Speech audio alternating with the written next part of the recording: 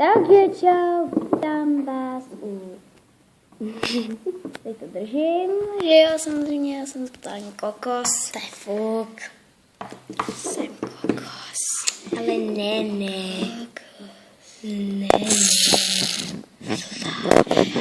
Tak jo. Takže čau, vítáme vás u nového videa. A toto video je teda, že se Edita pokusí nakreslit koně. Edita koně teda kreslit vůbec neumí. Ale jo. Ale ne. Teď jsem to viděla teďka před chvílí. Já jsem to teda neviděla. Já jsem to viděla. Tady. Jo, a ještě bychom vám na závěr chtěli ukázat nějakou novinku, kterou teď vidíte přímo před sebou.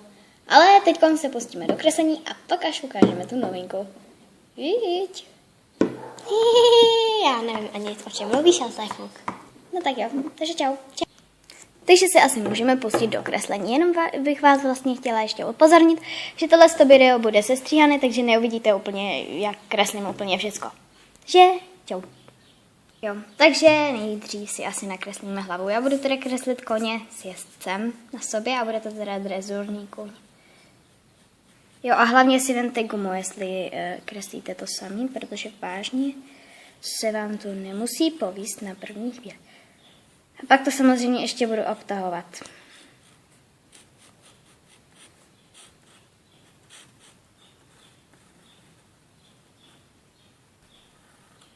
Jo, jestli byste si všimli, že má strašně malý kopyta, tak má strašně malý kopyta a uzoučký nohy.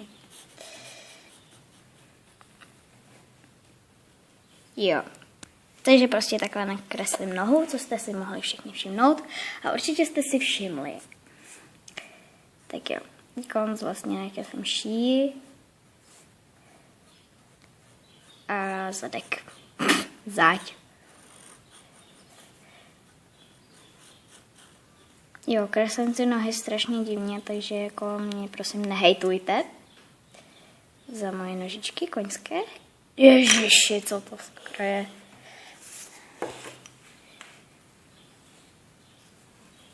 No prostě úžasný můj výkres. To může být to nejkrásnější, co já umím. My God. Ježiši, co to sakra je? No tak tohle se mi vážně nevede teďkonc. Takže teďkonc nakreslím ocas. Normálně všichni umíte ocas, ale já ho nakreslím vlastně jako vnešený ocas. Že si ho nese nahoře ten kůň.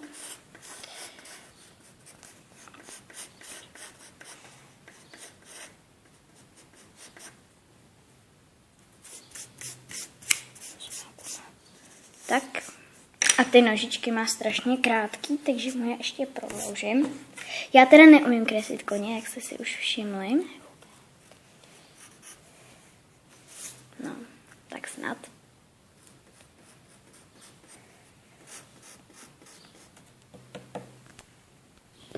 Takže já jsem se to trošku dokreslila za vašema zádama, protože se mi to vážně nepovedlo moc. A jestli je tady podle vás hodně blbý světlo, tak je, protože tady se stíníme něčím, takže my se teď přesuneme a bude tam víc světla. Takže jsme se přesunuli, snad je tady lepší světlo a asi můžeme pokračovat. No a teď vlastně si nakreslíme asi už začátek toho sedla a ty uzdečky. Ono to vlastně nepůjde vidět přes tu moji ruku. No, to je fuk. Já to už budu kreslit takhle. Nejdřív se asi nakreslí nánosník. A pak se nakreslí udidlo, který je vlastně někde tady v hubě. Se nakreslí huba. Ale já nekreslím vlastně těm koním oči, protože jsou slepí. Ne, samozřejmě nejsou slepí, ale prostě jim nekreslím oči, protože si to očima vždycky zkazím. Jestli má někdo podobné zkušenosti, napište mi to do komentářů, protože někdo určitě má podobné zkušenosti. Já teda drezuru, teď zkreslím teda drezurního jezdce a drezurního koně. Drezuru nejezdím. Takže mě prosím nehejtujte za to, že budu mít totálně blbě nakreslený drezurní sedlo, i když to drezurní sedlo nebude. No jako bude, mělo by to být drezurní sedlo, ale to je fuk. Teď si nakreslíme třmenníky. Ne, ty si nakreslíme potom. No a tohle je teda to sedlo, celý hotový snad. A teď začnu kreslit jezdce. Čili nech toho. No takže...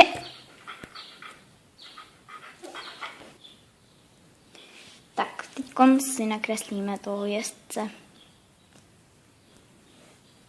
Začnu hlavou, vypadá to jako fazole. A já lidem nedělám nos, když je kreslím, takže... Jako ne, že bych na ten nos zapomněla, ale prostě jim nos nedělám, já už jsem taková vrahunka. Snad to vypadá nějak, protože já už jsem to jednou kreslila a kreslím to teď podle předlohy. Podle svojí předlohy, samozřejmě, že jsem si to vymyslela sama. Ne, fakt já nekreslám, tomu jsem si to vymyslela.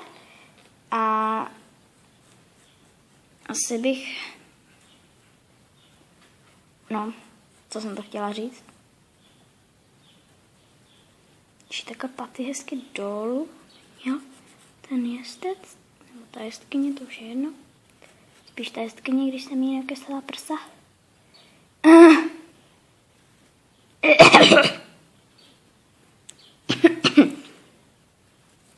Tak jo. Takže já už jsem se to teda obtáhla. Obtáhla jsem se to teda tímhle s tím oboustranným fixem, je to teda centropen. Jednu stranu má tenoučkou, je to vidět. A druhou stranu má takhle tlustou. Takže tak. Tou tlustou stranou jsem udělala teda výplň toho klobouku, těch kopyt. Jinak nic.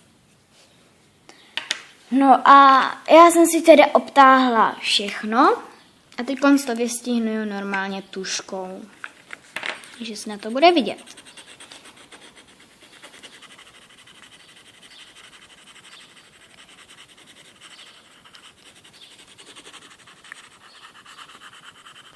Já teda dost hodně kreslím, protože chodím na kreslení do výtvarky.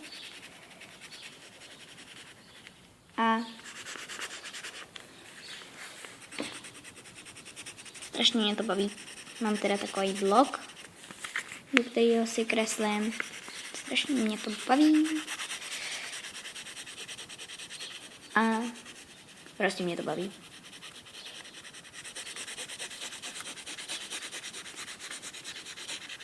A pak vám můžu ukázat, podle jakého obrázku jsem to kreslila. Takhle si to vystíním hezky.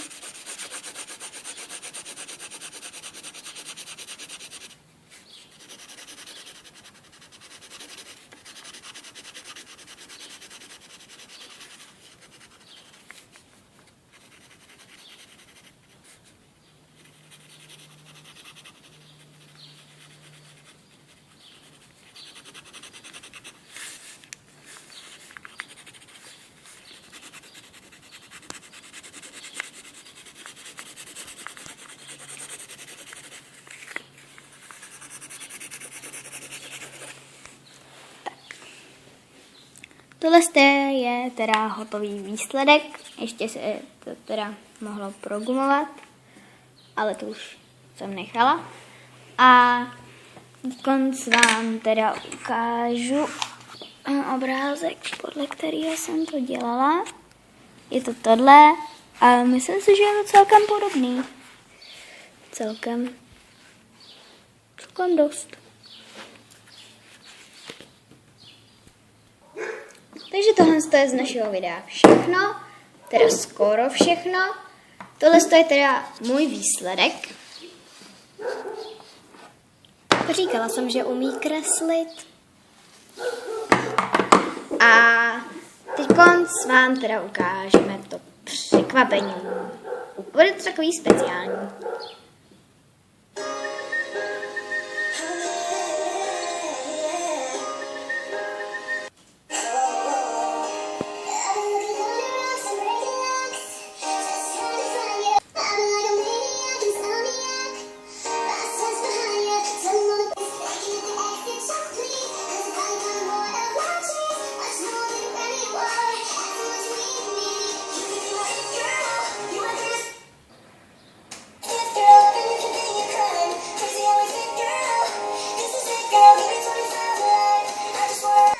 Takže tímhle s tím bychom ukončili tohleto video. Tím překvapením byla teda nová Juditina klesnička. Je to teda klesna Andaluzský kůň. andalského koně, klesna andalského koně. Akorát se zatím nějak nemenuje. Takže bychom byli moc rádi, kdybyste nám to napsali do komentářů. Děkujem. Čau. Ahoj.